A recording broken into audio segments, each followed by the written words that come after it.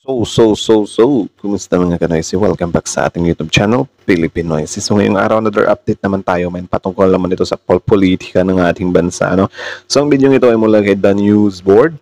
So meron itong pamagat na kakapasok lang nag-warning na PBBM Duterte na shook sa tunay na pasimuno. Grabe, pumaliktad agad. So no, kaya nakapaloob sa video to, men. So bago natin simulan The News Board, supportahan nyo yan. Tapos syempre kung trip nyo ng mga ganitong reaction na video, may kasama kayong manood, huwag nyo na rin kalimutang supportahan yung YouTube channel natin, Pilipinoysi.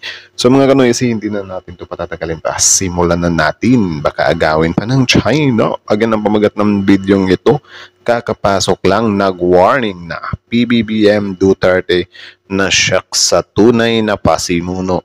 Grabe, bumaliktad agad. So, sino yung bumaliktad? So, again, The News Board, Pilipinoysi, like, comment, share, subscribe. Start.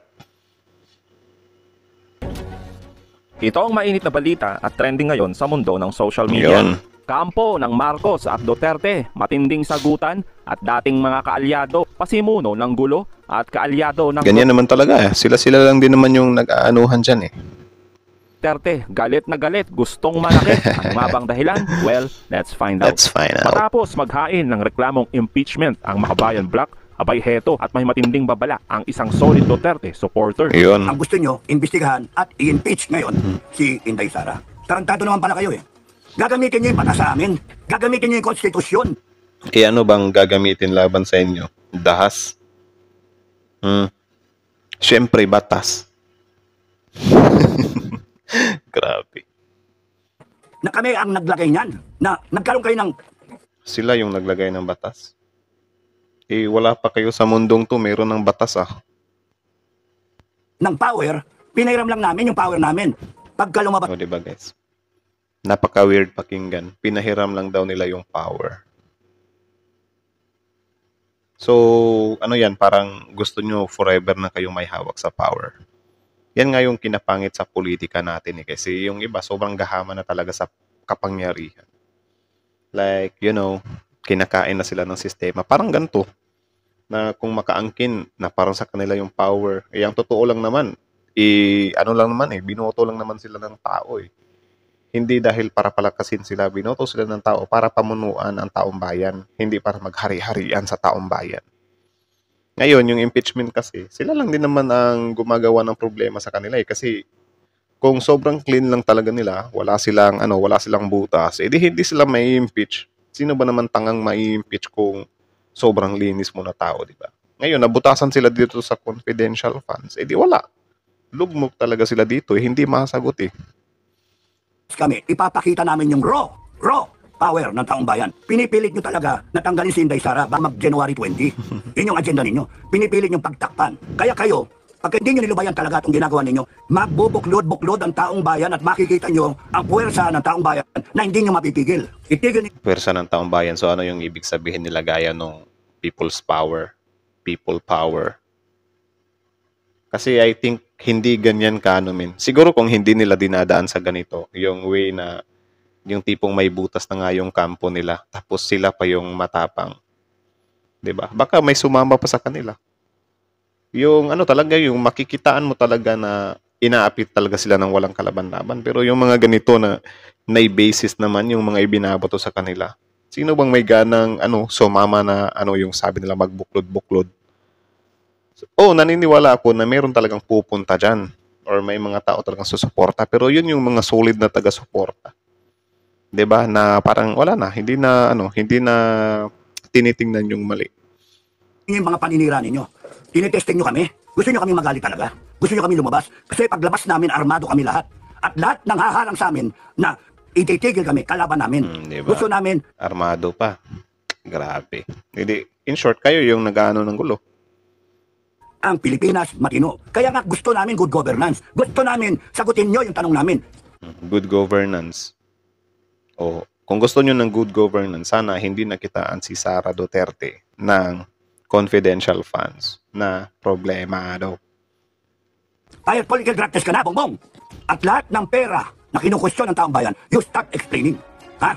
Pinag-explain nyo si Inday Sara, 125 million. Kayo, trilyon. At kayong mga Pilipino na dumidepensa sa Marcos, kay Tamba, sa congressman ng mga putang ng mga buwang. Doon kayo, sama-sama kayo. Buwelta din ng grupong kinabibilangan Ay nako. ni Marcoleta at ni Katunying na hindi sila pabor sa impeachment ng Vice Presidente. Kaya naman, naghahanda sila umano ng malawakang rally. Sabi po ni Nelson tumanggap po ng bilin O, bilang mga kaanib po sa Iglesia ni Cristo at sa atin hong mga kababayan. Dahil po dyan, mga kababayan at mga kapatid sa Iglesia, ang mga kapatid po sa Iglesia ay naghahanda na magsagawa po ng rally upang ipahayag sa lahat ng mga kinauukulan na ang Iglesia ni Cristo ay pabor po sa opinyon ng Pangulong Bongbong Marcos na hindi... So ano yun? Parang wala na? Parang pumunta din sa side ng Pangulo ngayon yung INC. Lupet.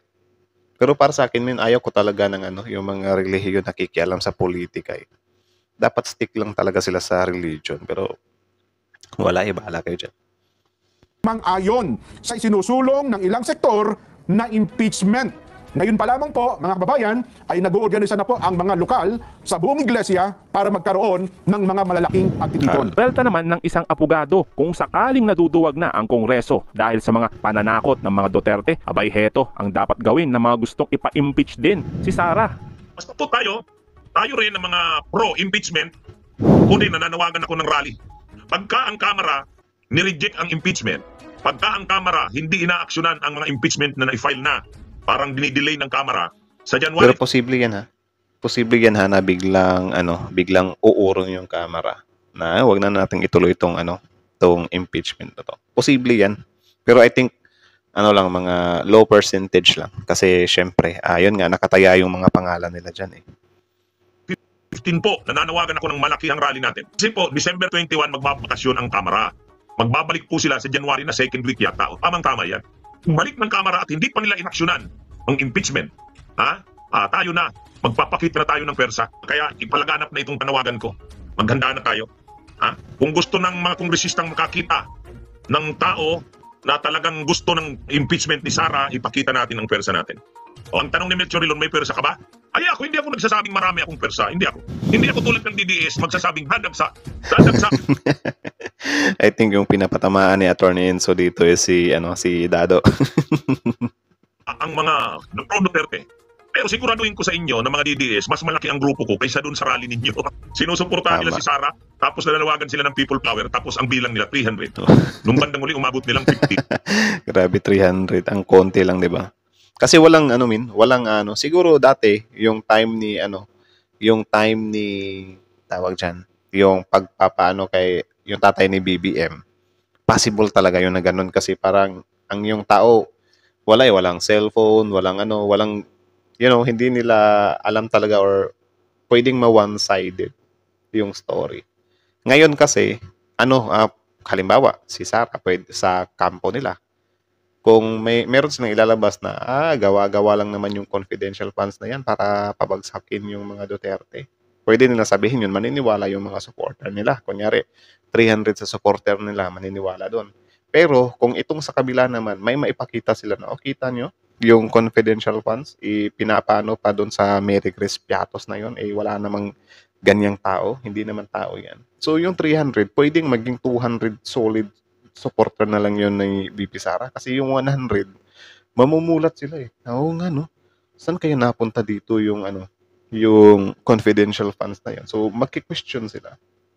Kasi even me, guys, dati, nung hindi ko pa alam yung mga ganitong balita, din ako kasi kung yung mga sinasabi ng mga vloggers sa kabila, na parang, confidential nga, di ba? Bakit inaalam confidential funds nga, di ba? So, parang ako din, no, ito talagang mga kalaban ng Duterte. Confidential nga, pinipilit pang alamin.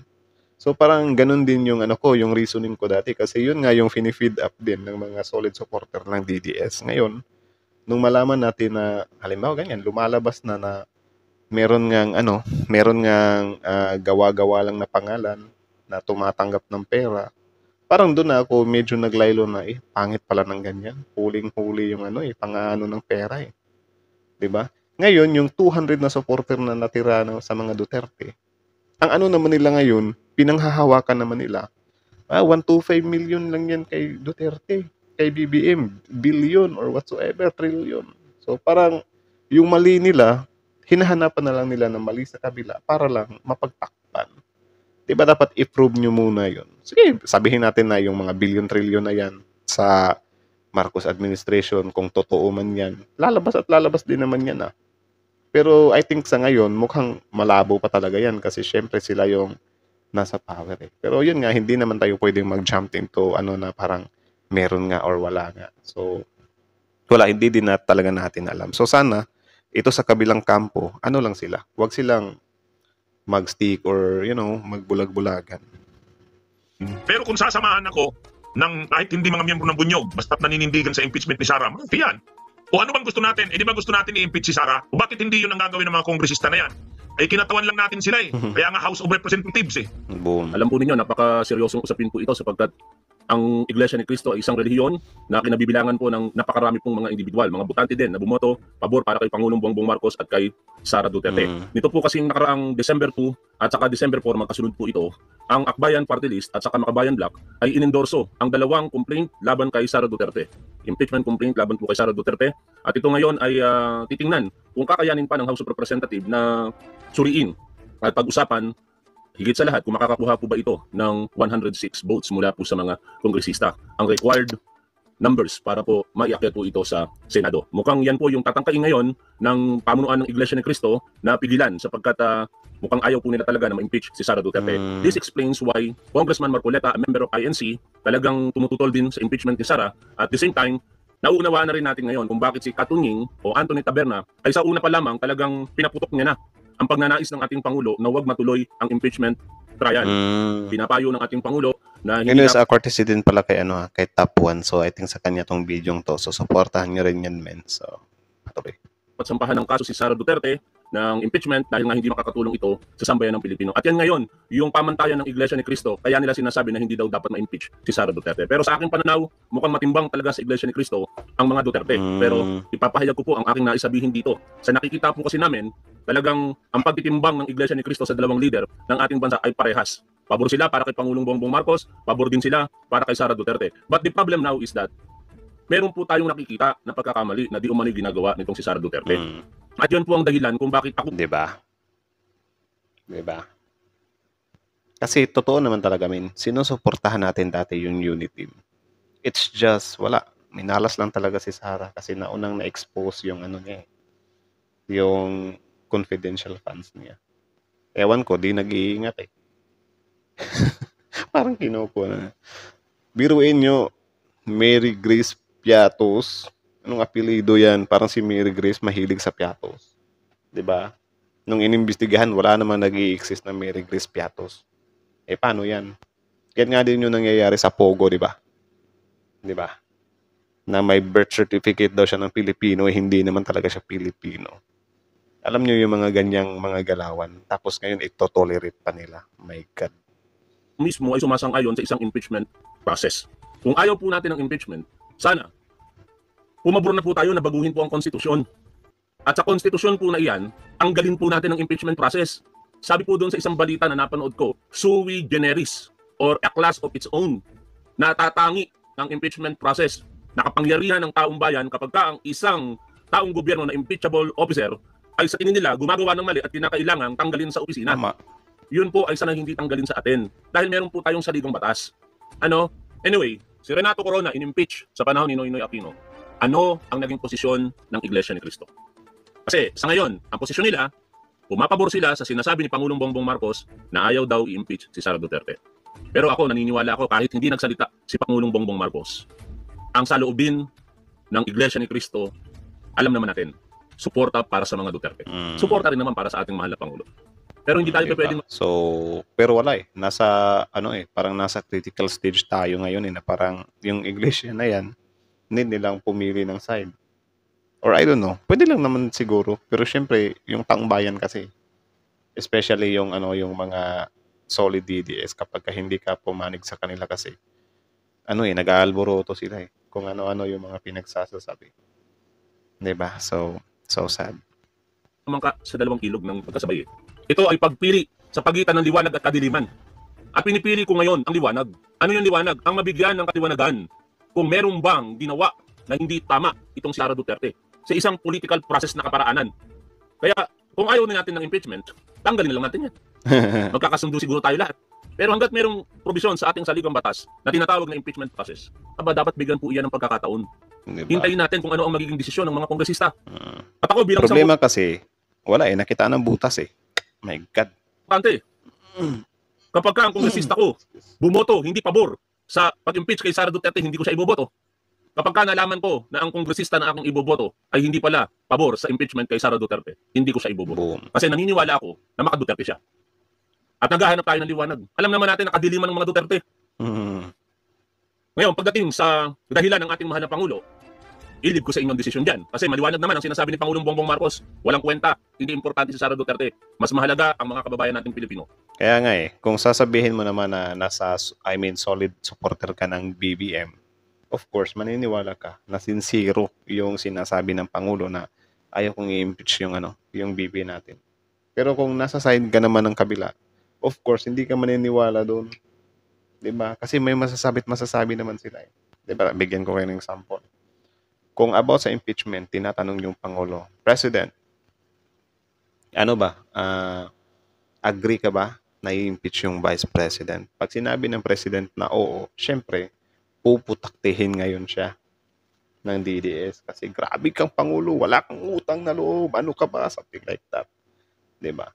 Kapag naman itinanggi ng President or sinabi ni President na ayaw kong i-impeach yung ikalawang Pangulo natin, di din yun paniniwalaan ng mga DDS. Kasi para sa kanila, wag mo kaming niloloko, bait-baitan ka, alam na namin yung plano mo.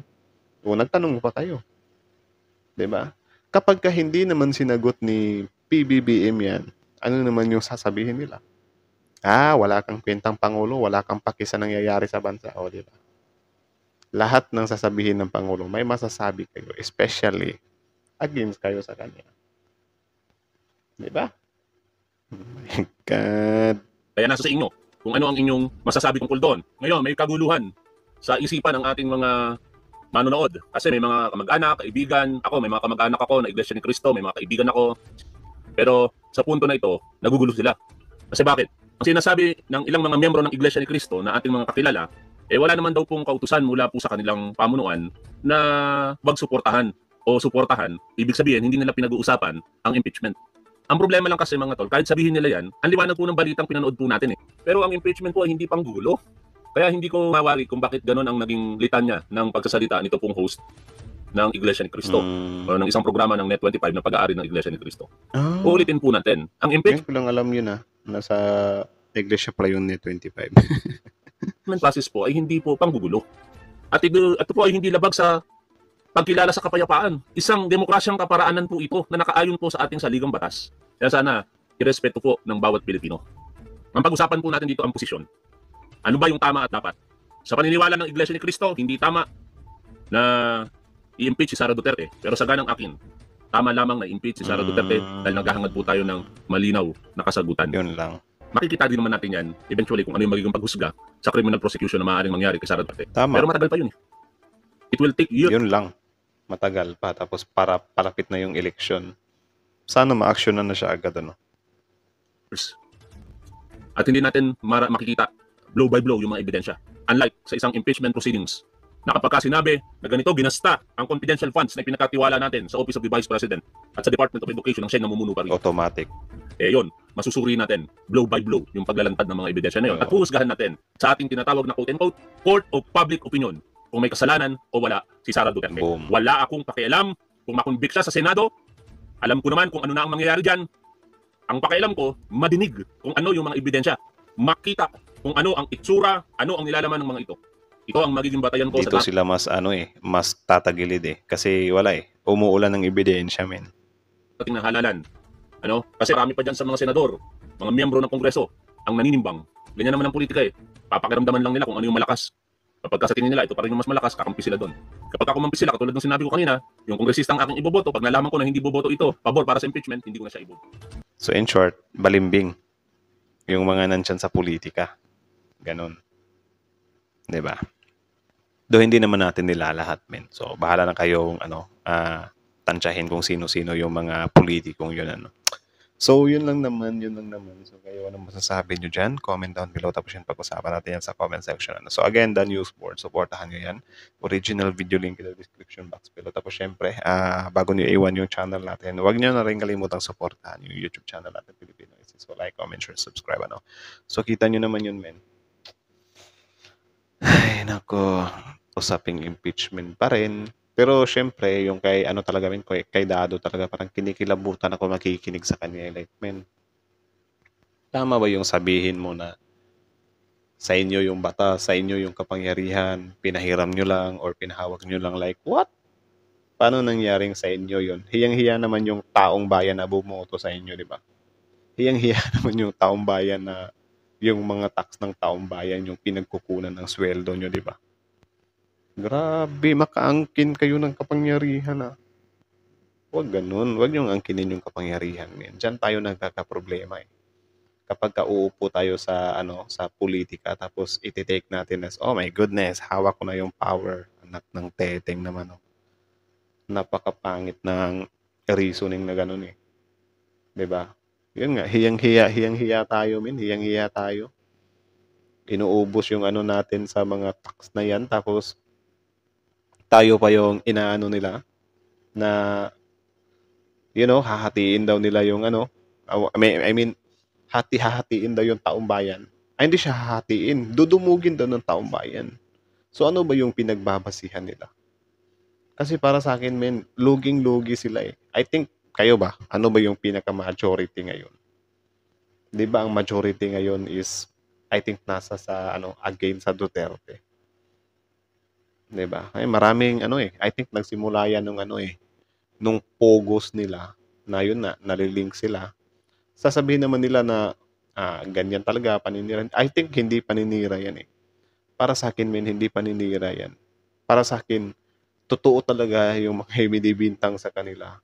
It's just ngayon lang talaga nagsilabasan kasi yun nga wala na sila sa kapangyarihan. So parang ano ba yan men, magugulat pa ba tayo diyan? Like si Pinoy nga, si Gloria nga, after ng mga terms nila, di ba? May mga kinakaharap naman sila. Dahil yan, wala ka ng wala ka ng kapangyarihan, wala ka ng immunity or whatsoever, mapapasukan ka talaga. Kaya hindi din nakakapagtaka na baka totoo nga yung mga ibinibintang sa iyo, di ba? For example, yung administration ni BBM, kung paloko-loko yung administrasyon nila ngayon, may mga ginagawa silang kalokohan sa ilalim. Of course, after ng term niya, yan na naman yung dudumugin. Which is, yan na naman yung di natin susuportahan. Kasi tayong mga tao kasi, hindi natin nakikita yung ibang bagay eh. 'Di ba? Kapag kasi sila yung may hawak ng kapangyarihan. Kaya nga nung sinabi ni Dado dito na parang, oy, 125 million lang yung kay Sara, billion yung kay BBM, yan yung iimbestigahan nyo. Wala, mahihirapan talaga tayong tingnan yan. Kasi yun nga, sila yung nasa power. 'Di ba? Malay natin soon, if ever, mapalitan na naman ng kapangyarihan yung administration ni BBM. 'Di ba? Baka, that time, magkakagulatan din. Like for example ngayon. And in that time din, hindi naman sa pambabalimbing or whatsoever. Kapag nakita natin na totoo nga yung mga, kunyari, may mga something na maling ginagawa yung BBM administration, alangan namang suportahan pa rin natin yan, men. 'Di ba? Kasi me as my ayaw ko talagang sumuporta ng politiko talaga. Gusto ko suportahan yung yung mga ginagawa nila. 'Di ba? So yun lang naman. Kayo na masasabi niyo dito, comment down below tapos yung pag-usapan natin yan sa comment section. So again, The News Board Filipino Isis. So like, comment, share, subscribe, Filipino Isis.